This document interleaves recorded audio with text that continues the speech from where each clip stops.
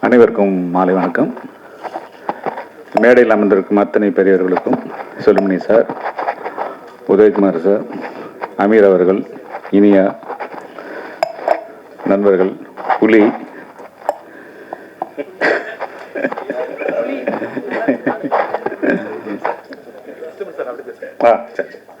பாலசேகர், டக்குன்னு மேடையில் வந்து உட்காந்துருக்கப்ப நமக்கு தெரிஞ்சவங்க பேரே டக்குன்னு போயிடும், அது ஒரு பெரிய. சுபாஷ் அவர்கள், அசோக் மேத்தா அவர்கள் மற்றும் அத்தனை பேருக்கும் என் முதுக்கன் வணக்கம் தெரிவிச்சுக்கிறேன். இந்த விழாவுக்கு வந்ததுக்கு மிக முக்கியமான காரணம், இன்றைக்கு தலைவராக தேர்ந்தெடுக்கப்பட்டிருக்க கோபி வந்து எனக்கு வந்து அசிஸ்டன்ட் எடிட்டராக இருக்கும்போது எனக்கு பழக்கம். என்னோட தீபாவளி படத்தில் ஒரு அசிஸ்டண்டாக ஒர்க் பண்ணார். அப்போ இன்ஸ்டியூட்டில் படிச்சுட்டு இருக்காரு. அவர் படிச்சுக்கிட்டு பார்ட் டைமாக வந்து அந்த படத்தில் ஒர்க் பண்ணிகிட்டு இருப்பார். அவருக்கு வந்து அந்த போகாதே சாங் ரொம்ப பிடிச்சி போயிடுச்சு. அதை விட்டனா பாருன்னு சொல்லி அந்த பாட்டு இன்றைக்கும் வந்துச்சுன்னா எனக்கு கோபியோட ஞாபகம் தான் வரும். ஸோ அதில் வந்து அவர் ரொம்ப முழுமையாக ரொம்ப அற்புதமாக பண்ணி கொடுத்தாரு. எடிட்டரோட அனுமதி தான் பண்ணார். அவர் ரொம்ப நல்லா வந்தது. அதுக்கப்புறம் பாலாசக்திவேல் அறிமுகப்படுத்தினார் அவரை. அப்புறம் எனக்கு மனம்புத்தி பறவையில் வந்து நான் திரும்ப கோபியை கூப்பிட்டேன். நான் வேறு ஜோனல் போகிறேன், ஒரு காமெடி. கோபியும் வந்து அப்போ புதுசு ஒரு படம் தான் பண்ணியிருக்காரு, வழக்கு இன்னும் ஏதோ ஒன்று பண்ணியிருக்கிறாரு. அப்போ நான் வேறு ஜோனல் போகும்போது இது எப்படா இது காமெடி ஒர்க் அவுட் ஆகிருக்குமா அப்படின்னு சொல்லி ஒரு டவுட்டில் போவேன்.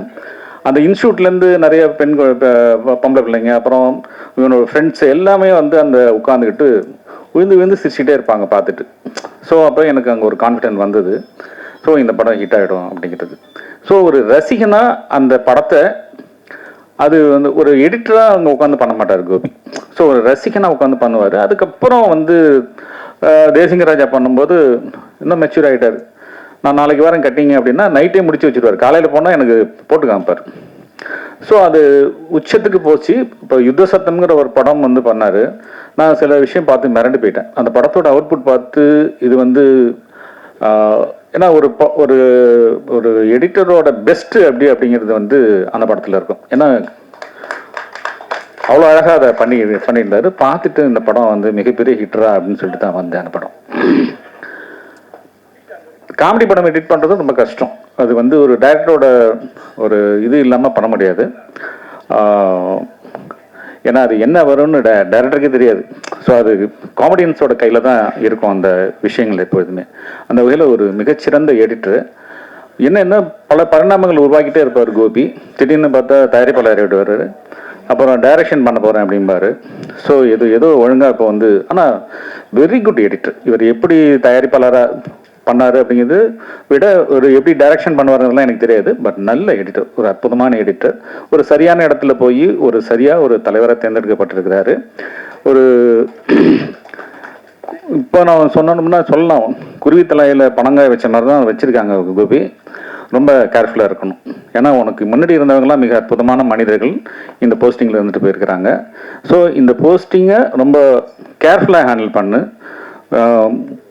சீனியர்ஸ்ட்டு அட்வைஸ் கேட்டுக்குங்க. அப்போ தான் வந்து உங்களால் அற்புதமாக அடுத்த கட்டத்துக்கு உங்களால் கொண்டுட்டு போக முடியும்.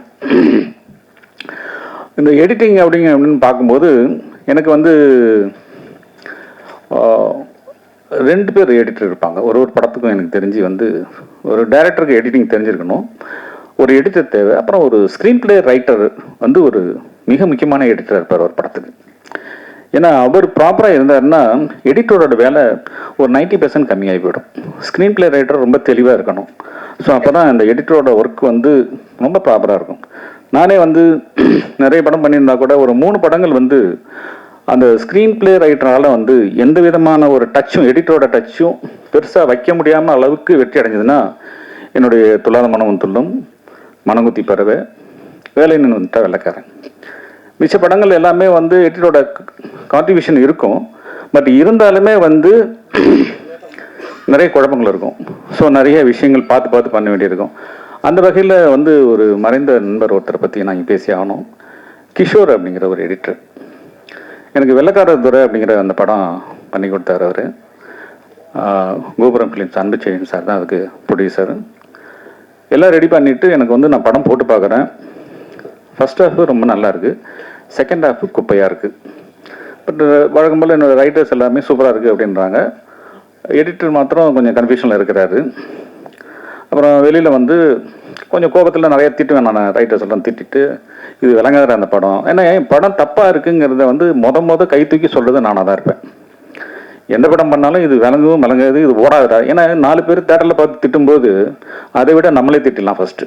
பட் ஆனால் இந்த படம் நல்லா இல்லை அப்படிங்கிறது இறைவன் நம்ம கண்ணுக்கு காட்ட மாட்டான். சில நேரம் சூப்பராக இருக்குன்னு அவங்க சொல்லும்போது நம்ம காதில் ஓகே ஓகேன்னு மண்டே ஆட்டிட்டு போயிடுவோம். அது இருக்கக்கூடாது. நம்ம படத்துக்கு நம்ம தான் முதல் கிரிட்டிக்காக இருக்கணும். அது எந்த விதமான பாரபட்சமும் இல்லாமல் கேவலமாக இருக்குது, குப்பையாக இருக்குன்னு சொல்லணும்னா சொல்லிட்டு போயிடணும். அந்த மாதிரி குப்பையாக இருக்குது செகண்ட் ஹாஃப் அப்படின்னு சொல்லிட்டு போயினேன்.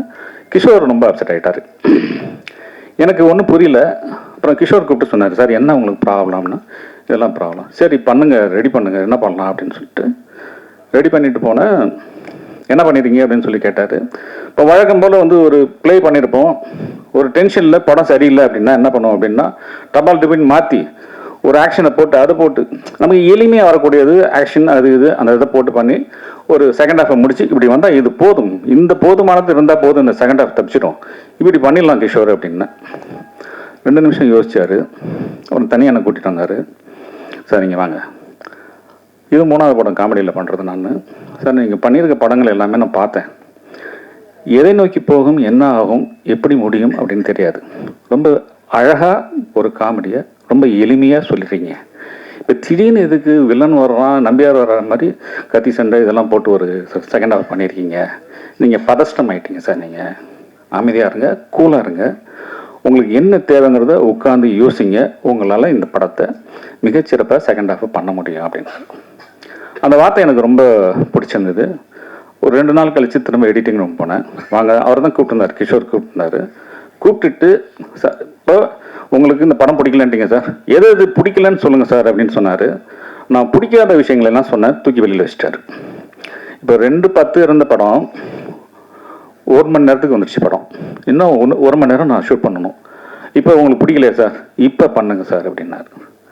ஸோ அதுக்கப்புறம் பண்ணேன். அது நான் கொஞ்சம் எக்ஸ்பெக்டேஷன் ஜாஸ்தி ஆச்சு. அந்த தயாரிப்பில் நல்ல விஷயமா எனக்கு உதவி செஞ்சார். அந்த படம் மிகப்பெரிய வெற்றி. ஸோ அந்த வகையில் இந்த கிஷோர் அப்படிங்கிறது வந்து என்னால் மறக்க முடியாத ஒரு எடிட்டர். இன்னைக்கு அவர் இல்லை. அவர் நிறைய விஷயங்கள் நமக்கு வந்து ஒருத்தரும் ஒரு வாழ்வியலில் நமக்கு ஒருத்தரும் ஒரு விஷயத்தை நமக்கு சொல்லி கொடுத்துட்டே போயிட்டே இருப்பாங்க. ஸோ அந்த வகையில் எனக்கு அது ரொம்ப எனக்கு ஒரு பெரிய எடிட்டிங் சைடு வந்து ஒரு பெரிய ஒரு ஐ ஓப்பன் ஆன மாதிரி இருந்தது எனக்கு.